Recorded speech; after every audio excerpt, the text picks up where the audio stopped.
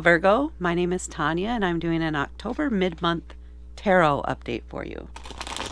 We're going to see what the cards have to say, what messages there are for Virgo for the remainder of October. Let's see what we have for Virgo. What messages are coming through from the divine, from the angels, from the guides, from the ether. What messages do we have for Virgo for the remainder of October? Virgo. Also a reminder that this is for the collective, so you may not resonate with the whole thing, but there will be key points in here that you will resonate with. Those are the messages that are meant for you. Don't force it to fit. If it's not meant to be, that's okay. It's the parts that do really resonate with you that are the messages that are meant just for you. Okay, let's see what we have for Virgo.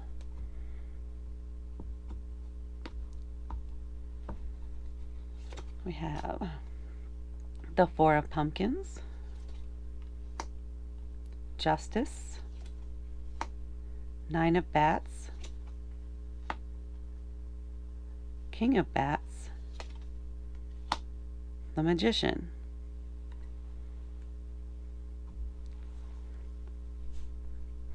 So this feels like you may be starting out here from a defensive position a little bit, or where you're trying to hold back on something. But by the end of this month, you really come out of your shell, very confident and raring to go. So let's see what the individual cards have to contribute here. The Four of Pumpkins. This is the equivalent to the Four of Pentacles. So they're trying to gather up all of their seeds, or use their seeds, to build on their future, right? They're trying to plant seeds, in this case, in this particular example, to build their coffers. The Four of Pumpkins is equivalent to the Four of Pentacles, which is an earth element and is about tangible things. It can be about money. It can be about physical things. It could be about your home, or how you attain things, how you acquire your resources. In this case, this card feels like you might be fixated or focused on saving things, on, in a way, planting seeds for the future, but more like squirreling things away. There we go. That's what comes. Squirreling things away into a savings account or into an envelope somewhere, where it's almost a little bit hoarding type of thing. You're like, no, this is mine. I'm going to grow it, but quietly over here where no one else can really see it, because this is mine. This is what I want. It's a very protective energy too. Like you're holding things in a little bit and just trying to carve something out that's just for you, that nobody else can use, and nobody else can have. That's the energy I'm getting from here. Then we have the Justice card, which is a major arcana card, and it is about balance, and that making sure things are fair for everybody, the karmic balance in a way. So there might be something that happened in your past that is the reason that you're displaying or feeling that energy of wanting to hold things in, wanting to protect your resources, wanting to make sure that you have that safety net or enough to make ends meet, or feeling that sense of lack almost in a way, or where you're just not confident about what you have. There's going to be something that happens that helps you recognize that you have more than enough. You have everything you need. It helps even out the scales for you, right? You don't want to have so much in one area and hold so tight to one thing that you're neglecting other things, and like the cupboards are getting bare. But you have your little hoard of stashed money over here, but you don't have anything to eat and nourish your body. So you're nourishing the bank account, but not the body. Or you're spending all this time focusing on the body and health stuff, that the bank account's getting drained, or the cupboards are getting bare, or your body is being neglected. Well, not in that example, but you understand what I mean. You don't want to get out of balance in other areas of your life. You want to make sure you're achieving balance and spreading your resources fairly across the board, rather than keeping them all focused in one area. And then we have the Nine of Bats. So this might be something that keeps you up at night. It might be something that you get so anxious about that you just can't go to sleep. You think about it as you're going to sleep. You think about it when you're up in the morning, when you wake up, etc. It could be giving you nightmares. You need to find, when you can find this balance here, when you can gain control of that, maybe sit down and make a budget, a time budget, I feel is a big part of this, a time budget for how much time you want to spend each day on certain things, or even over a week. Do some sort of planning and make it fit your life in a way that makes sense for you. That way you'll feel like you've regained a sense of control, and these fears will lessen. And that leads here into the King of Bats, which is the equivalent to the King of Swords. So this is someone who has a lot of experience. They know exactly what they're doing. They are very good at planning. They have, they can seem very cold, but they're very matter of fact. So this might be someone that you look to as an example, or look for examples for a budget, or even planning, how to manage your life, if you will, and organize things in a way that makes sense for you. So this could be somebody that's inspiring you or can help you come up with a plan yourself. So if you see someone and you can go, how do you manage it? How do you find the balance? What do you recommend I do to help manage my time, my energy, and then my finances too, but mainly your time and energy is what you want to have arranged to help you get into a rhythm that works for you. This person can help you with that.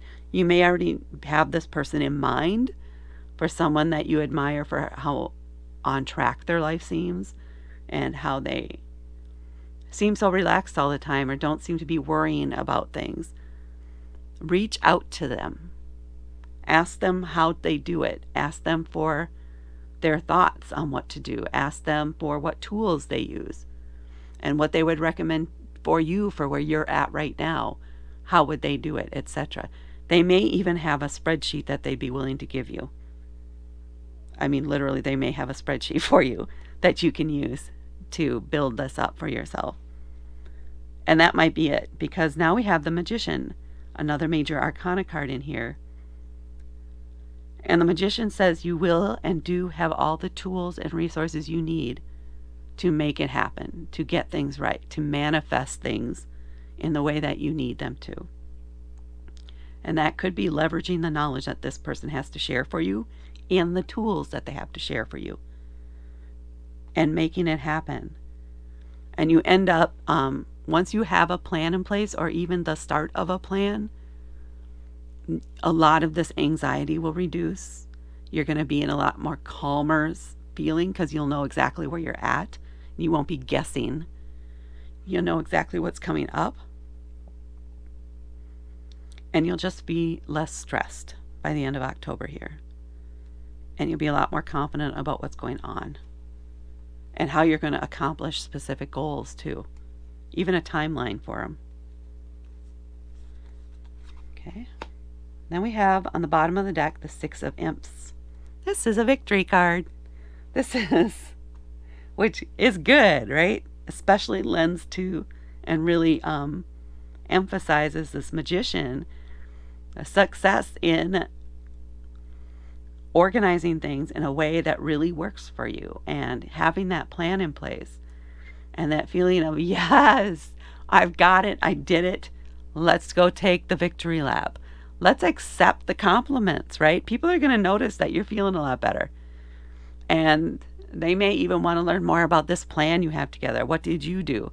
They may lean toward you now as that King of Bats in this area. Celebrate that. Just sit with that energy of feeling so good about what you've accomplished, about the plan that you've put together. You may even actively celebrate. Part of your budgeting, part of this planning could be setting a time, energy, a budget to celebrate in whatever way that means for you. Maybe it's getting together with friends for coffee on a Saturday morning, and that's it. That's your celebratory time. Or maybe it's ice cream on Monday nights. Whatever that means for you, take time to celebrate your successes. Make sure you put time in there. Make sure you plan for that in addition to the standard everyday stuff. Plan for celebrations, little celebrations, things to celebrate, milestones. That's what wants to come through. Now let's see what oracle card we have for our Virgos out there. What do we have from the oracle cards for Virgo? What do we have for Virgo for October?